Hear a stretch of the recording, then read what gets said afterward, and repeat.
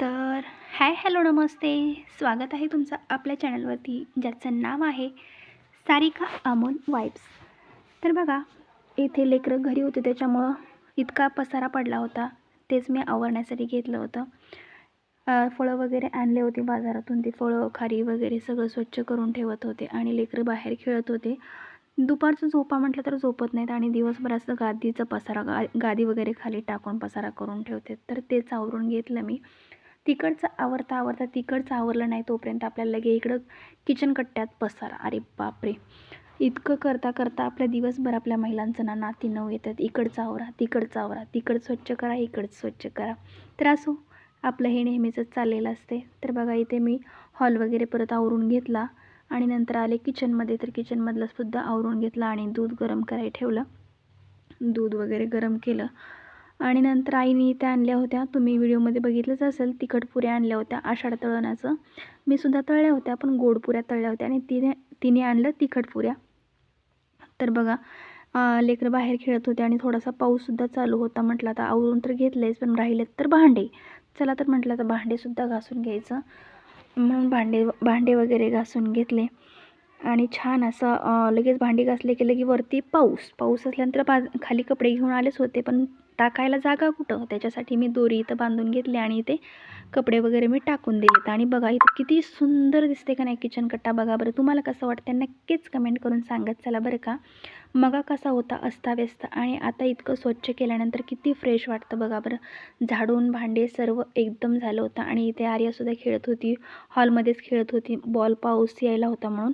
आणि नंतर टाईम झाला तो चहाचा. बघा बरं, आपला सकाळचा नाश्ता, स्वयंपाक, चहा, कपडे, भांडे, दिवसभर हा राडा राहतोच आणि परत फिरून आपण कुठे येतो, परत किचनमध्ये. 4चा टायमिंग चहाचा. तर मी इथे लगेच चहा करायलासुद्धा घेतला आहे 4चा आणि चहा वगैरे केला. तोपर्यंत लाडन आला शाळेतून आणि लाडन शाळेतून आल्यानंतर त्यांनी घेऊन आले होते द्वाशी.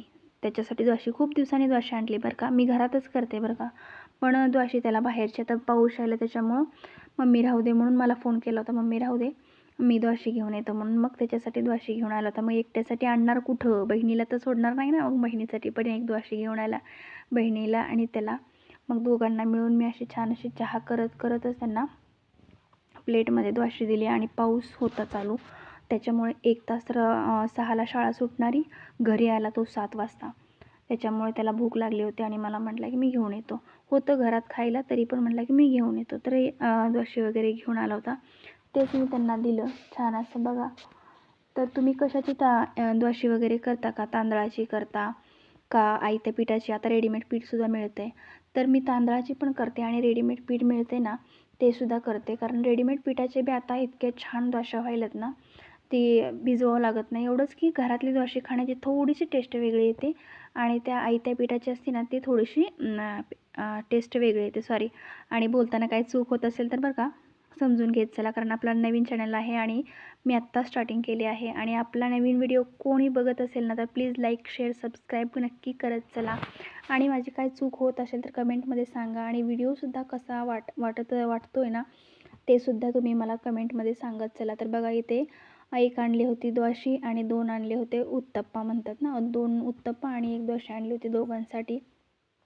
तर तेच मी त्यांना दिलं आणि बघा, देतच गप्पा चालल्या होत्या.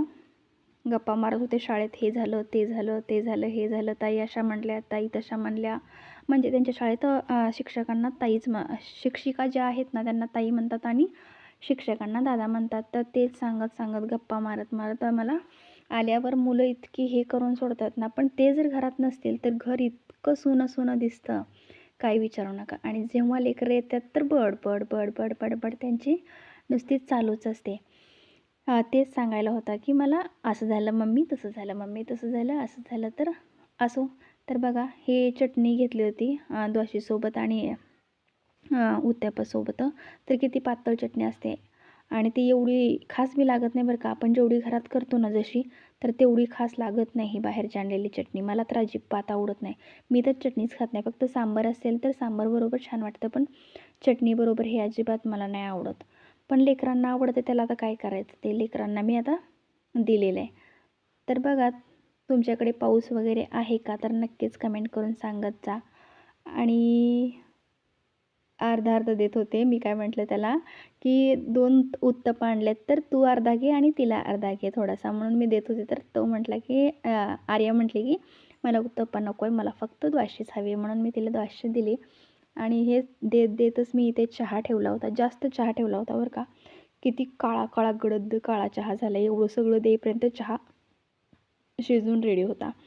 मग त्याच्यामध्ये मी दूध टाकलं आणि नंतर चहा उकळवला. आणि चहा जास्त करण्याचं कारण काय आहे माहिती आहे का, चहा सोबत आम्ही खाणार आहे चहा आणि खारी. आणि चहा खारी खाताना मात्र आपल्याला थोडासा चहा चालत नाही, चहा आपल्याला जास्तच लागतो. कारण चहात जर एकदा खारी बुडाली की आपल्याला चहा त्यात भिजलेलंसुद्धा आणि गेलेलंसुद्धा समजत नाही. त्याच्यामुळं चहा करताना थोडासा मी जास्त केलेला आहे, खास खारीसाठी. आणि चहा खारी खाण्याची मजा वेगळीच असते बरं का, एकदम टेस्टी. आणि इथे बघा, मी दालचा भातसुद्धा बनवला होता घरीच. तो साध्या पद्धतीने बनवला होता बरं का. तर तोच मी इथे दालचा भातसुद्धा लाईटली नाश्त्यासाठी 6-7चाच अंतर आहे बरं का. आम्ही जेवण 9:30-10 वाजता करतो, त्याच्यामुळे आता लाईटली शाळेतून आल्यामुळं मुलांना ते सुद्धा आणि हे सुद्धा दालचा भाताचं थोडं द्यावं म्हणलं, म्हणून मी ते दालचा भात थोडासा आणि हे देत होते त्यांना. तर ते दिल्यानंतर बघा पुढं,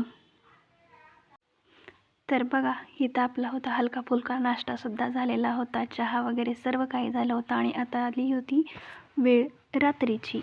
तर रात्रीसाठी जेवणसुद्धा केलं होतं मी. पनीरची भाजी होती आणि चपाती, भात आणि थोडीशी ती द्वासी राहिली. तर चला, व्हिडिओ कसा वाटला नक्कीच कमेंट करून सांगत चला. आणि इथे बघा, आर्याने शाळेमध्ये कसं फूल बनवलं होतं क्राफ्टपासून, तेच मला दाखवत होते. आणि छानपैकी इथं अभ्यास चालू होता. चला भेटूया अशा पुढच्या व्हिडिओमध्ये. कसा वाटला नक्कीच कमेंट करून सांगा आणि लाईक शेअर सबस्क्राईब करा. Bye bye.